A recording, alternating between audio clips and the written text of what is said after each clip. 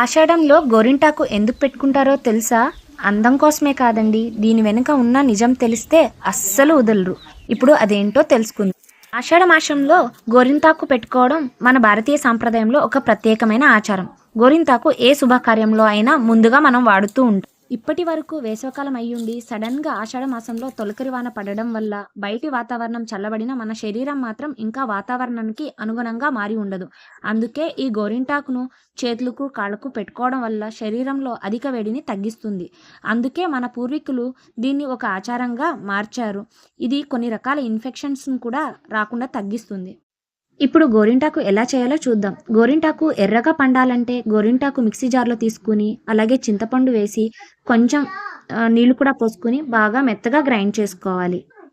ఇలా మధ్యలో ఇంకొకసారి చూసుకుని కలుపుకొని ఇంకొంచెం వాటర్ వేసుకుని బాగా పేస్ట్ లాగా మెత్తగా గ్రైండ్ చేసుకోవాలండి. అంతేనండి, ఇలా రెడీ అయిన గోరింటాకుతో మనకు నచ్చిన డిజైన్స్ని పెట్టుకోవచ్చు. నేనైతే ఇలా పెట్టుకున్నాను. నాకు ఇలా పెట్టుకోవడం చాలా ఇష్టం. పూర్తిగా ఆరిన తర్వాత కొంతసేపు అలానే ఉంచితే మంచి రంగు వస్తుంది. మీ ఇంట్లో కూడా ఆషాఢంలో గోరింటాకు పెట్టుకునే సాంప్రదాయం ఉందా? కమెంట్లో చెప్పండి.